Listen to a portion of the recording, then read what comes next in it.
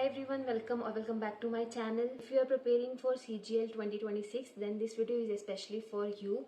In this video, I am going to tell you about a realistic 90 days planner जिससे आप अपनी study routine को manage कर सकते हो एंड CGL 2026 के लिए प्रिपेयर कर सकते हो। आई नो बहुत सारे लोग होंगे जो अभी सोच रहे होंगे कि मे बी अभी इतना टाइम बचा नहीं है एग्जाम के लिए, या हम कैसे कहाँ से स्टार्ट करें, कैसे पढ़े। ट्रस्ट मी, 90 डेज में अगर आप कंसिस्टेंटली प्रॉपर अपना स्टडी प्लान बना के पढ़ाई करोगे तो of course you will crack CGL pre 2026 का। इसीलिए I am making this video जिसमें मैं आपकी हेल्प करूंगी थोड़ा एक स्टडी प्लान बनाने में। First of all let's talk about exam dates. तो अभी तक एग्जाम डेट्स का तो कुछ पता नहीं है, बट हाँ जून के मंथ में एग्जाम होने वाला है CGL 2026 का प्री। ये वीडियो आज अपलोड होगी तो मैं आपका प्लानर प्रॉपर कल से बना रही हूँ 25 फैब से। तो अगर आप 25 फैब से पढ़ना स्टार्ट करते हो, 25 से 28 फैब तक आपके पास 4 डेज हो गए, एंड देन मार्च का पूरा मंथ 31 डेज वो हो गए, अप्रैल के 30 डेज हो गए, एंड मई में मैं काउंट कर रही हूँ कि 28 मई तक एग्जाम नहीं होगा। पॉसिबिलिटी है कि एग्जाम मई के एंड में हो एंड जून के स्टार्टिंग के डेज में हो, तो मैं इसमें मई के 20 डेज को इंक्लूड कर रही हूँ from 1st to 20th May. Total आपके पास 85 डेज है, एंड इसमें भी अगर ऊपर नीचे हो जाती है चीजें तो 85 to 90 डेज आपके पास अप्रॉक्स रहने वाले हैं प्रिपरेशन के लिए। अभी अगर आप कल से स्टार्ट करते हो तो आपकी प्रिपरेशन को 3 फेजेस में डिवाइड कर लिया है। So let's start with phase 1। First के 30 डेज होने वाले हैं, उस पे आपको पूरा फोकस करना है अपने फाउंडेशन पे, अपने बेसिक स्ट्रॉन्ग करने पे एंड कंसेप्ट की क्लैरिटी पे। अगर आप बिल्कुल ही बिगिनर हो, जिसे कुछ भी आइडिया नहीं है, तो I am sorry but this video is not for you. This is for someone जिसे बेसिक आइडिया है, बेसिक क्लैरिटी है, तो ये वीडियो उसके लिए है। आपका जो फर्स्ट 30 डेज का प्लान रहने वाला है उसमें आपको अपना बेसिक स्ट्रॉन्ग करना है। उसके लिए मैं आपको सब्जेक्ट वाइज टॉपिक बताने वाली हूँ जो आपको इन 30 डेज में कंप्लीट करने हैं किसी भी हाल में। तो पॉइंट्स में आप फोकस करेंगे अपने जो अर्थमेटिक के टॉपिक्स हैं उन पे, जैसे percentage, profit and loss, SICI,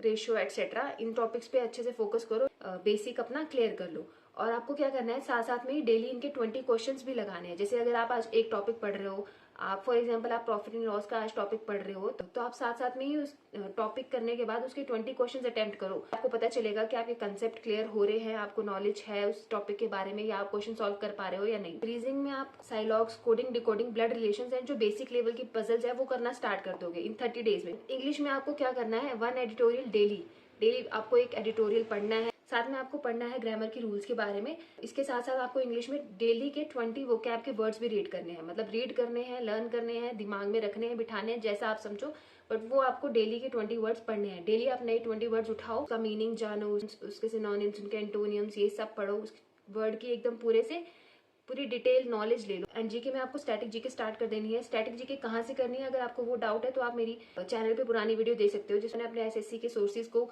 mention किया हुआ है, तो आप वो जाके देख सकते हो अगर आपको स्टैटिक जीके से रिलेटेड कुछ भी डाउट होगा तो। साथ में आपको लास्ट 6 मंथ के करंट अफेयर्स करना आप स्टार्ट कर देना है। अभी 25 फैब से पीछे जाओ, लास्ट 6 मंथ्स में जो करंट अफेयर्स रहे हैं न्यूज में जो भी है उसको आप पढ़ना स्टार्ट कर दो। आपको डेली बेसिस पे ये सब करना है, एंड अप्रॉक्स आपको अपने दिन के 8 to 10 आवर्स इस चीज में देने हैं। आर्ट्स के लिए 2 आवर्स देने हैं, रीजनिंग के लिए आप 1.5 आवर्स दे सकते हो, इंग्लिश के लिए आपको 2 आवर्स देने हैं डेली, स्टैटिक जीके और GS के लिए आपको 2 आवर्स देने हैं, एंड 2 आवर्स आपको देने हैं अपने मॉक टेस्ट के लिए और उनको एनालाइज करने के लिए।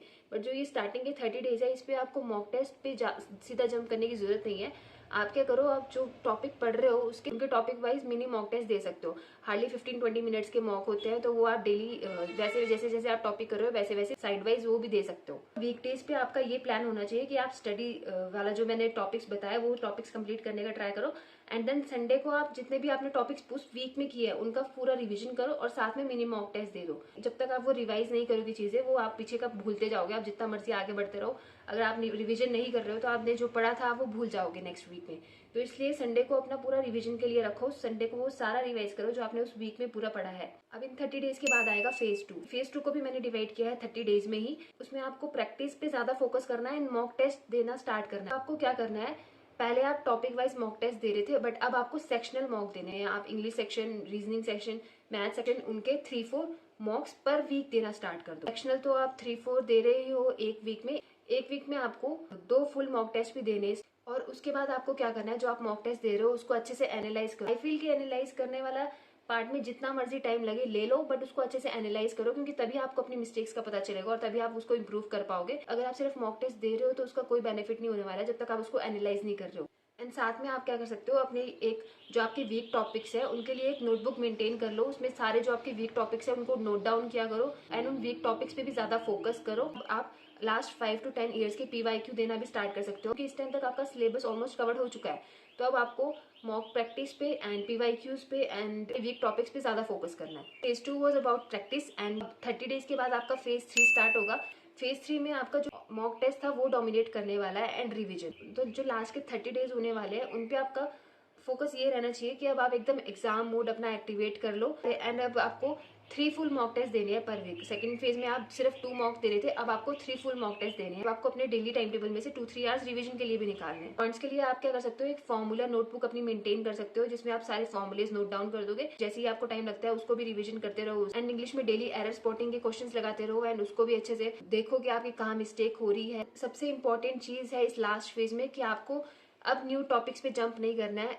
इस टाइम पीरियड में आपको कोई भी न्यू टॉपिक नहीं पढ़ना है। आपका जितना सिलेबस कंप्लीट हो चुका है आप वही रिवाइज करते रहो एंड मॉक एनालिसिस करते रहो। लास्ट मोमेंट में इधर उधर भटकने की कोई जरूरत नहीं है। कोई भी नया टॉपिक मत करो, कोई भी नई टीचर की वीडियो मत देखो, कि लाइक वो प्रेशर में आके कोई भी नई टीचर पे स्विच मत करो। बस जो इतना आपने किया हुआ है अपने ऊपर बिलीव रखो और उसको रिवाइज करते रहो और मॉक टेस्ट देते रहो। ये रहने वाली है आपकी 90 डेज की स्ट्रेटेजी। अगर आप इसको कंसिस्टेंटली फॉलो करते हो तो आई एम 100% श्योर कि आपका 2026 का CGL प्री क्लियर होगा। एंड बस अपने मॉक्स पे अच्छे से फोकस करना और एनालाइज करने पे उनको अच्छे से फोकस करना, फुल रिवीजन पे अच्छे से फोकस करना, करंट अफेयर्स को भी डेली रिवाइज करते रहना, क्योंकि ये सारी चीजें क्या होता है हम भूलते रहते हैं। हम आगे आगे नई चीजें पढ़ते हैं तो हम वो भूल जाते हैं। तो रिविजन बहुत ज्यादा इंपॉर्टेंट है, बहुत ज्यादा मैटर करता है, स्पेशली स्टैटिक GK GS में और करंट अफेयर्स के केस में। रिवाइज करते रहना। एंड क्वांट्स के केस में क्या होता है हम फॉर्मुलेज में कंफ्यूज हो जाते हैं या फॉर्मुलेज भूल जाते हैं, तो वो फॉर्मुले जो नोटबुक मेंटेन की है उसको भी रिवाइज करते रहना डेली बेसिस पे। आई होप ये 90 डेज की स्ट्रेटेजी आपको हेल्प करेगी साल का CGL क्लियर करने में। And if you guys want कि मैं एक वीकली प्लानर भी बनाऊं आप लोगों के लिए जिसमें मैं आपको टॉपिक्स बता दूं या फिर मैं आपको टास्क दूं डेली बेसिस पे कि आपको वो टॉपिक्स कवर करने हैं, तो अगर आप चाहते हो कि मैं वैसा भी कुछ बनाऊं तो कमेंट करके बताना and I will definitely make that for you guys. That's it for this video. I hope it will help you guys. All the best for the exam and कल से फुल गियर अप हो जाओ and अच्छे से preparation करो, क्योंकि 2026 में अपना नेम उस PDF में होना चाहिए। I will meet you guys with another video. Okay, bye bye.